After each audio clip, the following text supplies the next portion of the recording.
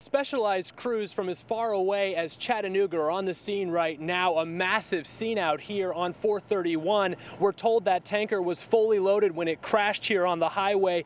8,500 gallons of gasoline on board. We're told gas is leaking. It's not clear how much. Guys, it all started right here. That victim was walking out the front door. She had her prescription in hand. When she turned this corner right here is when someone dressed in a suit attacked. Matt, you were there as some of these wanted suspects arrived to jail.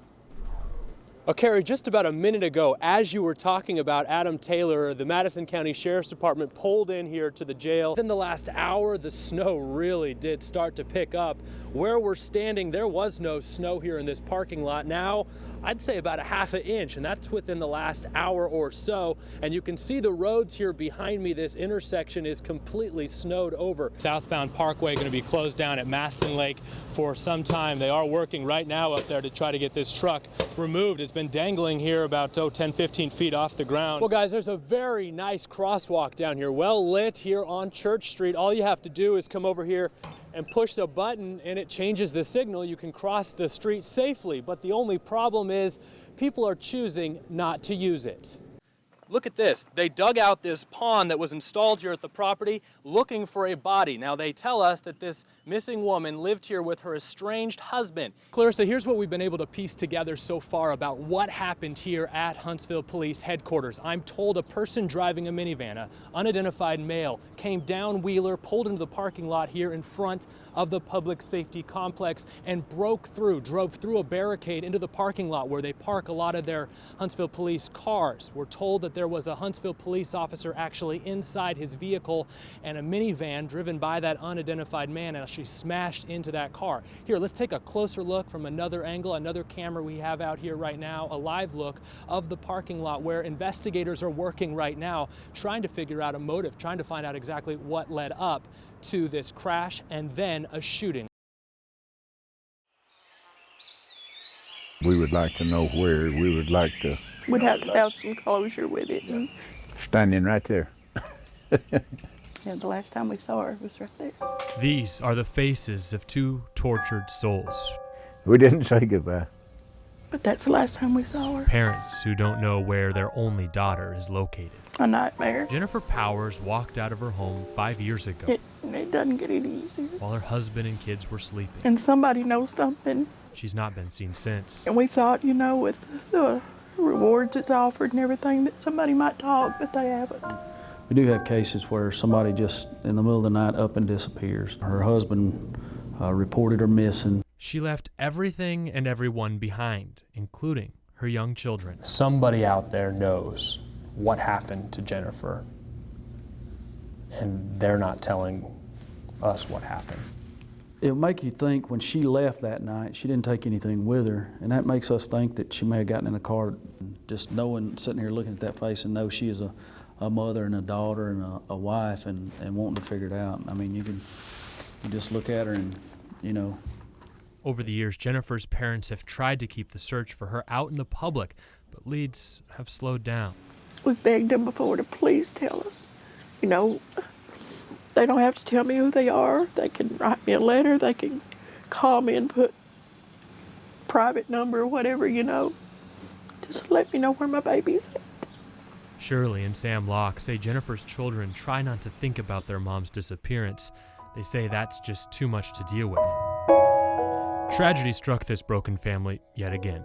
Last year, Jennifer's oldest daughter, a star student at Sparkman High, died of cancer. She was only 17.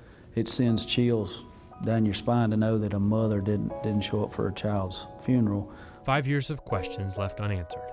5 years of holes in the hearts of those who love Jennifer. 5 years now that someone out there has kept quiet. WHNT News 19's Matt Kroschel joins us live tonight from the intersection of the Parkway and Governor's Drive, a place he has spent some time the last several weeks working on this hidden camera assignment. And Matt, the last time you were out there at that intersection, you didn't look anything like you do right now. You know, Jerry, Elise, it's something that reporters don't usually like to do.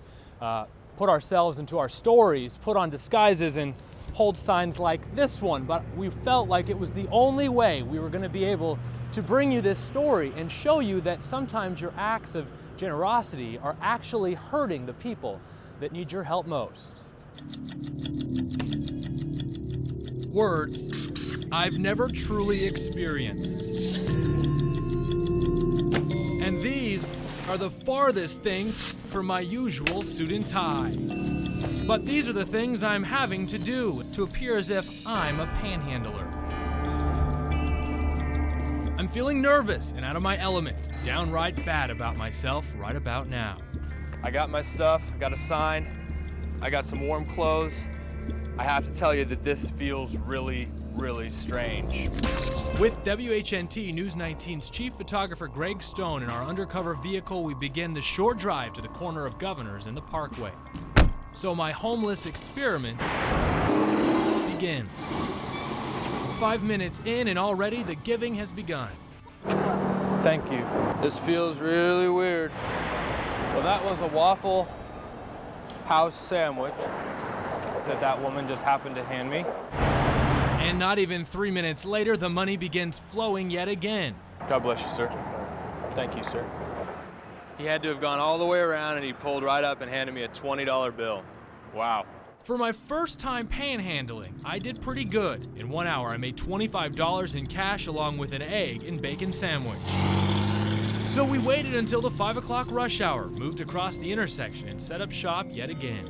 It's really the same feeling every time, every car that goes by. All I can think about is how they're just looking at me, and this is so strange. So strange.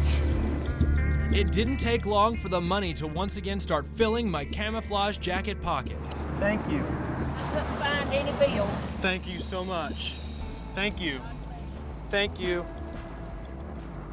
That was a handful of change. Thank you, guys.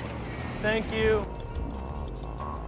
Okay, so I was only out there for about 30 minutes. Check the pockets. This is unbelievable. I have money everywhere. 5 there. Here's a 10.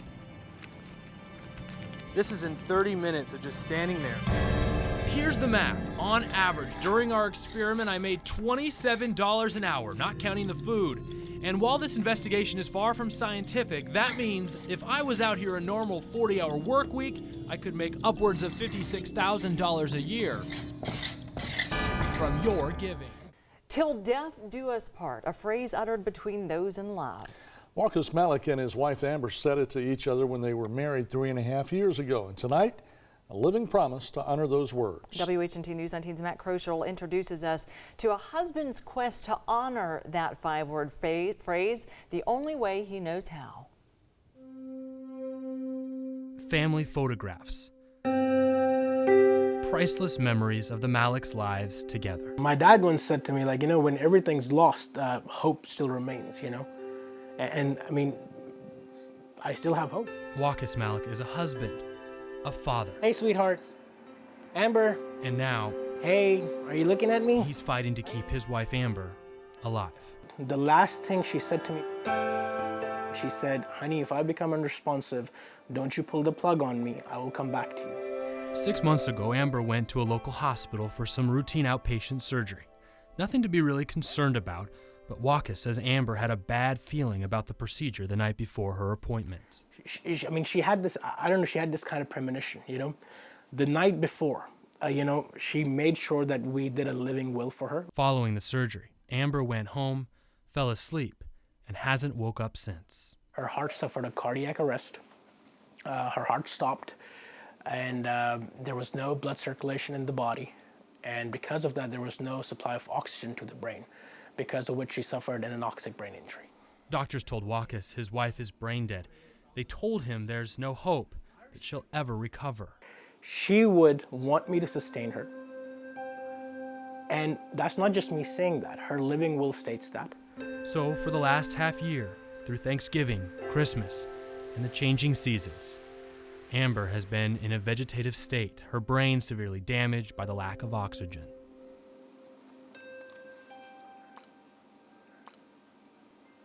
I never thought, this would happen. I had no clue. Wakas brought Amber back home, where he plans to continue to take care of her indefinitely.